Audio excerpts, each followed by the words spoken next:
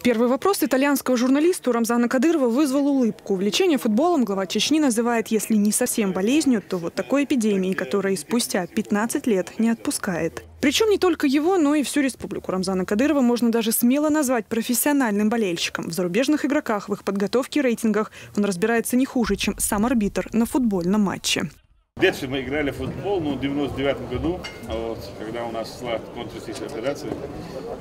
Хайдер, министр нашего спорта, тогда был, он подошел и попросил отыграть встречу с Ахмад Хаджи Кадырова.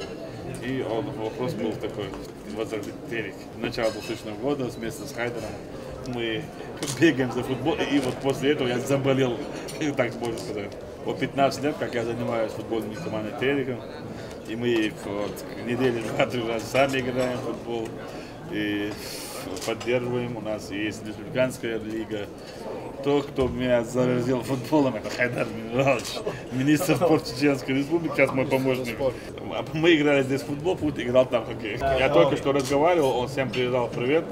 Увиденное в Грозном журналиста, мягко говоря, удивило. Поэтому и возник вопрос, так чем живет и дышит сегодня регион, и как он возродился практически из пепла. Ведь строительный бум – это лишь малая часть того, чем сегодня гордится Чечня. И чего не хватает в этом стремительном темпе, так это времени. У нас сейчас этап развития экономики республики. И у нас абсолютно сегодня нет проблем. Проблема в том, что мы не успеваем. Времени мало. А так у нас республика возродилась, так можно сказать, и в политическом, экономическом плане, в социальном плане. И каждый день мы строим новые объекты, каждый день создаем рабочие места. И это абсолютно у нас, несмотря на то, что сегодня в мировом сообществе проходят такие мероприятия, неприятные, Чеченская Республика все продолжает строить новые объекты, современные объекты с самыми лучшими технологиями. Заводы, фабрики, сельское хозяйство, промышленность. Гораздо серьезнее стал тон разговора, когда у Кадырова спросили про отношения России и Евросоюза. Здесь глава Чечни раздумывать не стал. Никаких отношений нет. Ведь в санкционном списке чуть ли не вся политическая элита России. До присоединения Крыма до сих пор вызывает ажиотаж у недругов страны. Ведь они настаивают на силовом аспекте. И здесь проведенный в марте прошлого года референдум о статусе Крыма как будто и не в счет. Я нахожусь под санкциями. Руководство Европы, так скажем, под дудкой Америки выполняет не свои функции. И они испортили отношения с Россией. Руководство нашего государства все делает для того, чтобы объяснить всем тем, кто ведут такую неблагоприятную политику в отношении России, что Россия не виновата в отношении Украины. Крымчане сами выбрали. Когда в государстве идет хаос, когда приехали, так скажем, не люди, а бандиты забрали власть у действующего президента, убивали людей, и люди видят, что нет у нас у них власти, нет демократии, и они сами решили, попросили россиян, чтобы они их приняли. Поэтому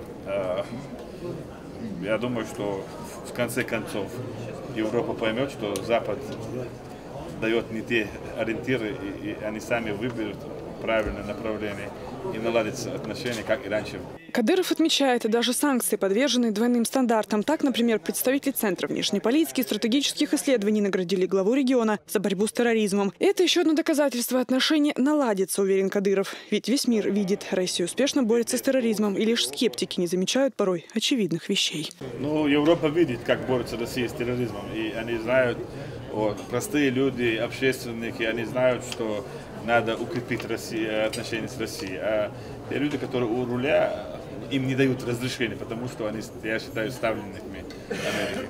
От Евросоюза до Крыма, от санкций до Сирии. Казалось, здесь не было неудобных вопросов. Кадыров един во мнении с Путиным. Санкции нам не помеха. А вот тем, кто их вел, сплошная головная боль, которая с возникновением ИГИЛ переросла в настоящую мигрень. Лекарство от нее есть. Это полное уничтожение тех, кто, входя в состав этой группировки, называет себя мусульманами. Хотя у Кадырова для них одно определение – шайтаны. Они сами страдают, и нет бы там определить статус тех субъектов, которые хотят договоренность с Минском там выполнить, и все, там абсолютно нет проблем. Там, и по Сирии. Сирия, там, знаешь, кто родила Сирию?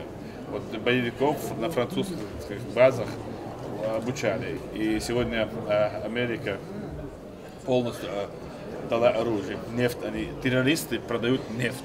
И они закупают самые лучшие машины. Почему там разрушают, знаешь, вести там экономические там, знаешь, отношения с международным терроризмом.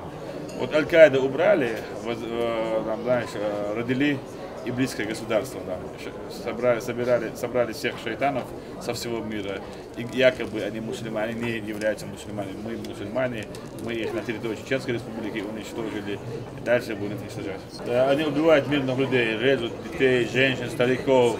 Вот, и их оставить, чтобы они, так сказать, еще укрепили свои возможности и распространились по миру, да, и убивали людей. Это абсолютно не должно быть. Их надо уничтожать, пока они не укрепились. Совместная фотография на памяти. Привет всему итальянскому народу. Только интервью зарубежному журналисту, который все это время больше слушал, чем записывал. В блокноте он оставил всего лишь несколько строк, которые, как символичное подтверждение, между Россией и Евросоюзом так мало договоренностей и все больше противоречий. Алевтина Банатыкова и Тамерлан Арсенукаев при поддержке пресс-службы главы правительства Чеченской Республики. Новости.